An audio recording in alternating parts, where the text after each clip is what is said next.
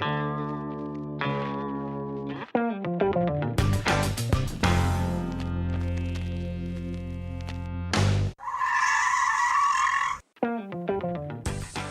right, hey everybody, welcome to episode 51 of the Stop and Give Me 20 podcast, 20 minutes with some of the world's top fitness professionals. I'm your host, Anthony Randa. You can check out the show notes at continuefit.com. That's where I have everything, including my other podcast, Strength Coach Podcast, and Tell Me About That Book podcast, as well as Strength Coach TV. But make sure you go to iTunes and subscribe to the show. If you can, leave us a rating and a review. It's really important to get the word out there about the show. All right, for today's episode, I have on Darcy Norman, and Darcy is the Director of Performance for the Series A club, AS Roma.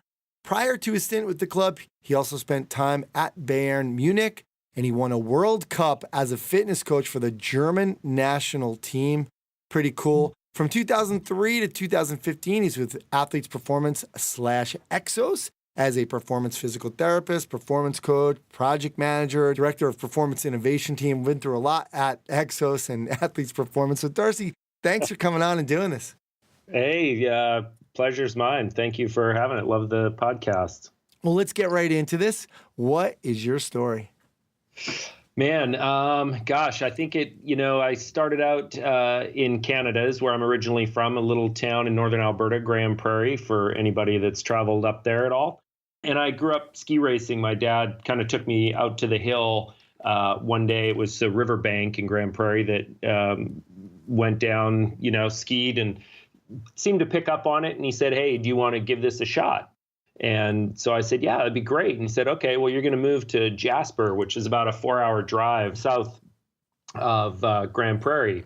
And so at 15, I moved out of the house, lived with another guy, and moved to Jasper and started ski racing. And so that was kind of my life, going skiing, training, and going to school in that order. And, in the summer, I would do summer jobs to help make money and pay for it. And so that was kind of road construction and working on oil refineries up in northern Alberta. A buddy of mine, his dad was training hockey players. And so when I came back at the summer, I kind of hopped in with him and doing stuff and training. And we had one kind of gym in town at the time. It was owned by a bodybuilder, and it was called Winston's. And it was actually it was funny, it was on the second floor of this business park. So you walked up the stairs, and after your leg workout, you pretty much slid down on your butt to get out because your legs were so wobbly. So that was kind of where it got started for me. And, and then just through sports and playing sports, continuing on with that kind of a lifestyle. Very cool. So when you started skiing at a young age, obviously, and you were home before you moved, you weren't really working out or doing anything for that. Yeah, not really. It was just playing sports. Like, I was definitely a kid that loved to participate in sports rather than watch sports. And so, we grew up on a farm. And so it was, dirt bikes and being outside and just playing the sport of the season at school. And, that was it. My dad, I guess, like a lot of the people, had a little weight set, with the down in the gym, and he would go down there every once in a blue moon. And so I would once in a while go by and pick him up also. But it wasn't, it was more around the sports stuff, not necessarily any one particular point. When you moved, was the training starting to get serious, though, like the first time you moved? Yeah, it was. I lived with the coach for a little bit when I was there. And so that really put stuff into perspective, because he was like, "Hey, you got to do this. You got to eat this way." And he was a healthy guy. He competed at a high level in Nordic skiing as well as coached alpine skiing.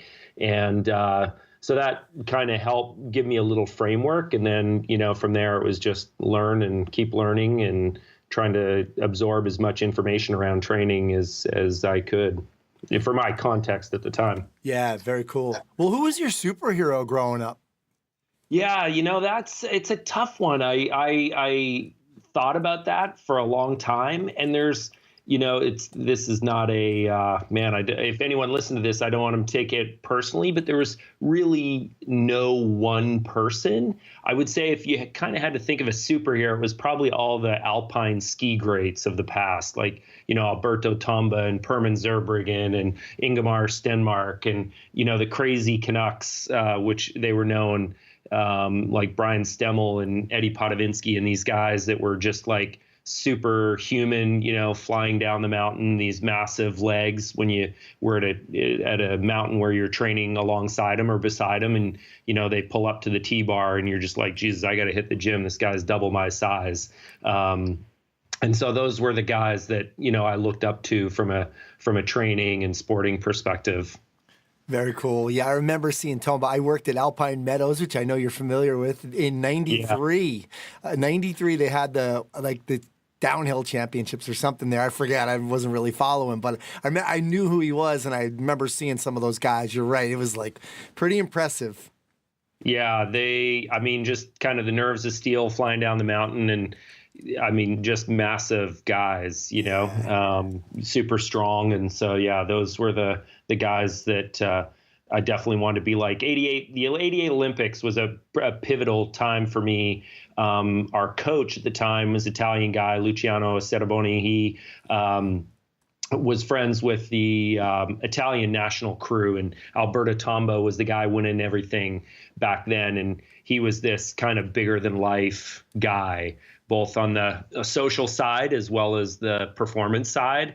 And just to be on the same training hill alongside him, he was definitely like a superhero. Very cool. What about now? Anybody out there now that you're exposed to, so many amazing people coaching at such high level. Anybody out there that you feel like is doing some great things that you really look up to? Gosh, that's another great question. I think anybody I come in contact with that teaches me something. It's, again, it's not a dig on anything. It's just, I'm not a guy that gets starstruck by a lot, and I get more impressed by people doing great things. So, within our industry, like guys like Dave Joyce or Winkleman or Verstegen, or, I've been listening to Michael Gervais's podcast, and the guy's unbelievable, just the questions he can ask people and get information out of people. So it's more around the people that I think are kind of the superheroes, that are people are doing great things and open, egoless, just doing phenomenal things. Love it. What about in your life, who are you trying to be a superhero besides the kids? I know you got the kids, but with your message and what you're doing in your coaching, who are you trying to be a superhero to? Yeah, I think in the same thing, like what all those people that I get stuff from, I'm trying to do the same for the people I interact with every day. So again, besides my kids, I'm trying to be a superhero to my friends. I'm trying to be a superhero to, the people, the athletes I work with every day, the, people I just interact with. If I can, kind of put somebody, hop in somebody's step, then, I think that's a great thing to do. So, absolutely. Good stuff. What about, I want to kind of segue that into the industry, because I think, like I was saying, earlier, it was, I met you 12 years ago at Athletes Performance for the mentorship. That was in the early days of the kind of when the educational piece started there. And right. Just, like I said, we were like obviously looking up to you, and you've been through so much. Where do you feel like the industry is right now? And we're going to segue that into kind of the different cultural difference, because you've been in Italy for a couple of years. But where do you think just in general the industry is at right now and some of the things we're doing right? Yeah, I think, I love the kind of camaraderie within the industry that I'm seeing, whether it's on the internet or blogs or that kind of stuff, kind of the ego or the lack thereof of ego. People such as yourself or Bartholomew or Winkleman, like just putting themselves out there and trying to be available, for the greater good of the community. And I think that is, that's some of the great stuff we're doing. And, I'm not a guy that puts myself out there. It's not, and at the same time, just because that's not what really floats my boat per se. And I would say I'm not a great communicator, or English isn't my best topic. So I'm kind of more a doing guy. and so I think just trying to, people just trying to help out the industry in any way they can, and yeah, trying to make it better. And I think, there's definitely a lot of good people out there doing that. Absolutely. Well, I can say, from a teaching perspective for, about Darcy Norman is one of your strengths is, knowing the topic, number one, but having the humility to be open about it and to be open to different ideas and to be kind of, I remember just like Frank Dolan and I were so impressed with the way you were receptive to the different ideas and almost like we knew that there wasn't when you were telling a topic, you kind of knew, like I remember seeing Thomas Myers say, what I'm about to tell you, 50% is wrong. I just don't know which 50%, right? I always love that. And that's the kind of feeling that we got from you, that like, guys, this is what we know now, but we're on a quest to learn more. So I think that's one of your strengths, by the way. Thanks. Yeah, no, I appreciate it. I think that really kind of came from my upbringing, being in Northern Alberta, and being in the oil and farming industry. You have a lot of people that are, very successful, so to speak, however you define that, successful in my eyes. And they didn't have high school educations. They just got out there and did stuff, and, they figured it out. And, if something didn't work, then they figured out why it didn't work and created a resolution to get it to do what they wanted it to do. And it was really, the community was really about, being good to people and helping people and just, trying to contribute. And I just remember, my parents and friends of my parents, when you had people that disrupted the community or didn't do a good job or maybe didn't follow through on something that they said they were going to do, that was really, not a good thing. And so that's always been a part of it, is just being kind of open and helpful and trying to, that there is no right way to do it. It's only, if it solves the kind of the problem you're trying to solve, then, that's the right way, as long as it doesn't come at the harm of anybody else. Absolutely. Very cool. Love that. What about the differences in cultures, maybe not just Italian or maybe European versus America, Canada, with just this in the fitness and wellness healthcare industry that you've seen over there? Yeah, I would say kind of Europe. If we were to go kind of back a little ways, I would say Europe was more scholarly, where North America was more practical. And, I think in North America, people just got in the gym and did stuff. And, if that didn't get them the results, they changed it up and did something else. And I think in Europe, it was a lot of, research and writing papers and the scientific side and the scholastic side. Now, with the world and the internet being a super small place and you can find anything really on the internet now, you're seeing a lot of, the world's becoming a much smaller place. And, I think there was this one experiment I read my wife was telling me about the fidget spinner, about the fidget spinner. Yeah. Was the one thing that, somebody introduced and it became global in 3 weeks. So like anywhere around the world, a kid had a fidget spinner within 3 weeks of it kind of hitting the market.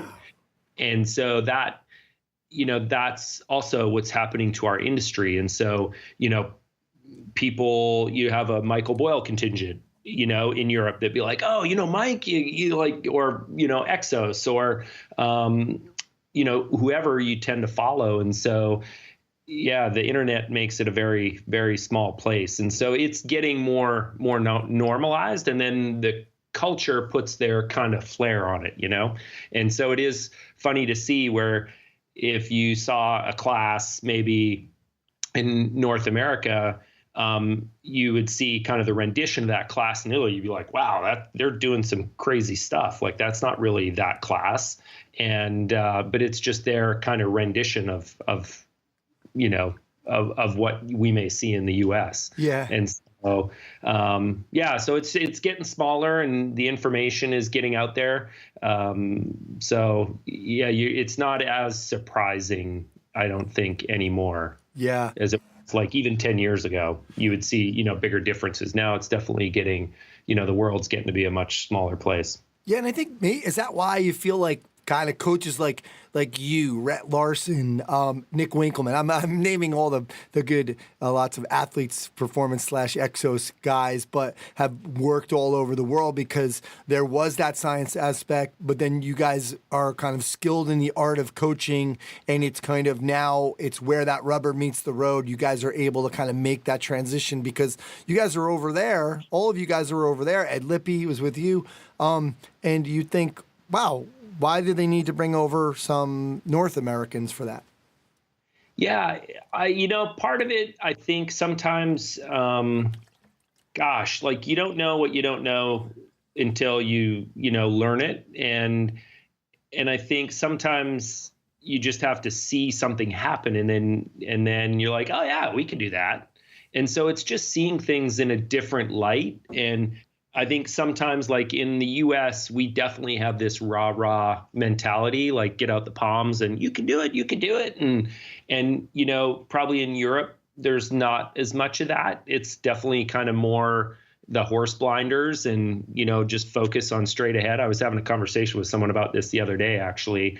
And I think, as it relates to, say, like the German national team, I think that's one of the things they love about Mark and the guys that have been participating with them is that kind of rah spirit, because it brings another angle that they wouldn't otherwise feel good about doing in their own culture, where we like, oh, that's how we do it. So we're just going to get out and do it. We're not, we haven't put that label on it yet or, shied away from it. So I think it just adds another angle that can bring a new, fresh way of looking at things. And, to be fair, there's a lot of Europeans in North America, especially with different teams, the NBA or the MLS or, so it's definitely floating both ways. Agreed.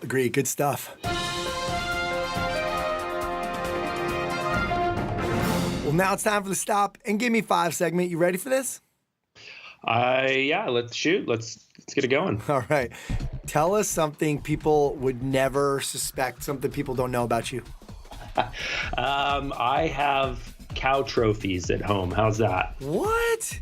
What are cow trophies? Well, you raise a great cow and you take it to 4-H and you get awards and they give you a trophy for raising a great steer. And so, yeah, I have a few of those at home that probably people didn't realize I might have. Wow, nice. All right. Let me try to recover from that. Darcy, your best part about your time in Italy so far? Being able to experience it with my family. I think, it's just been us, the four of us. And, there's times you go through, just because it's different, it can be difficult. Because we put our labels on it and make it difficult. And I think living through those experiences and trying to cope with those different things has been phenomenal. And soaking in that culture of, Italy, the food, the people, the environment, the weather, all that stuff. So, I think I'd have to go with that. Very cool. If you guys ever come back, you're going to have to move to New York, somewhere where there's some Italian people so the kids can kind of keep up on their language skills. It's my son has really embraced the Italian language and mannerisms. So that's pretty funny. So I'll definitely, after living in Rome, I got to give the city life a little bit of a break for a while. I got to go back to the hilltops. Nice. Lunch with any public figure from the past. Who is it? Wow. You know what? I'd have to go with Albert Einstein. Very cool. I like it. In the book, The One Thing, they ask, what's the one thing you can do such that by doing it, everything else will be easier or unnecessary? So I'm going to ask you, what's the one thing coaches and trainers can do such that by doing it, everything else will be easier and better for their career? Listen better, listen deeper. I'd say listen, and listen to what you're listening to. I like it. Good stuff. Be present too when you're listening. Yeah. There you go. Yeah. If you could be in any movie, what would it be? Man, I would, I think 4 pop in. So Hot Dog having the ski background, Hot Dog the movie would be one. And if you've seen it, there might be a few other reasons. Slapshot would be being Canadian. That would be one. And then 2 others would be Caddyshack and Stripes. Very cool. Very cool. Caddyshack was mine for sure. I thought you were going to say 8 Seconds. You know, that what was that movie with the, bull riding? Yeah. I rode steers as a kid, like once or twice, and that was enough for me. I was like, you know what? I just don't have that in me. So, yeah. Darcy, I know you're busy. You're 7 days a week you're working right now, but is there any other projects you're working on that's kind of getting you excited? You know what? I am. I've started doing some consulting with this new startup company called Driven, Drivn. And it's basically, I'm not sure if you're familiar with WhatsApp, but it's essentially a WhatsApp for clubs, teams, like sporting teams, clubs, organizations, to kind of bring their community together. And so it's got calendar functions, sports science functions, communication. You can load up all kinds of videos, like it's got wikis, Dropbox. So it's just this cool app on your phone. And I think it's a super cool product that I'm fired up about. Nice. And happy to be helping them. Yeah. It's really cool. Give it a check. What is your letter to your younger self? What are you going to tell young Darcy? Man, that is a great question. I think, I'm going to take this. I just listened to this one podcast the other day that was brilliant by a guy. It was Mike Gervais' Finding Mastery podcast, and he was interviewing Varun Soni, who's the dean of religious studies, I think, at USC, and he's their head school chaplain, and he's a Hindu guy, and he kind of summarized the podcast with, try and take as much informed risk in life as possible. And if you can do that, it provides you kind of the opportunity for the most meaningful life. So the experiences it can open, not being afraid of failure, going out and just trying everything and learning from the experience. I love it. I think, so true. We're the biggest barrier to success is ourselves sometimes, right? Yeah, for sure. Absolutely. Definitely. It's been my, any limitations I've come across or had, it usually, I think about them enough and realize that I have total control of all of them. Absolutely. Good stuff. Well, it's been great kind of following your career. And, like I said, 12 years ago, you were teaching us, I think it was the FMS part at Athletes Performance for the mentorship. And it's just been great kind of following your career and seeing all the success that you've had. So, Darcy, thanks for coming on and doing this. Yeah, thank you very much. And it's great to kind of, through these podcasts, hear about everybody else's successes. And so definitely appreciate the work you're doing and, putting all this information out. I think it's fantastic. And it definitely keeps a little part of home for me. So I'm looking forward to getting back to the States and kind of jumping back into the community back there and getting reacquainted with everybody. All right. Absolutely. Good stuff. All right. Well, that's going to do it for episode 51 of the Stop and Give Me 20 podcast. Thanks again to Darcy Norman. Make sure to check out all the links to all his stuff at stop20podcast.com or continuefit.com. That's where I'm keeping everything now. Don't forget to subscribe to the show, leave us a review and a rating. It really helps us out. My name's Anthony Renna. Thanks so much for stopping by.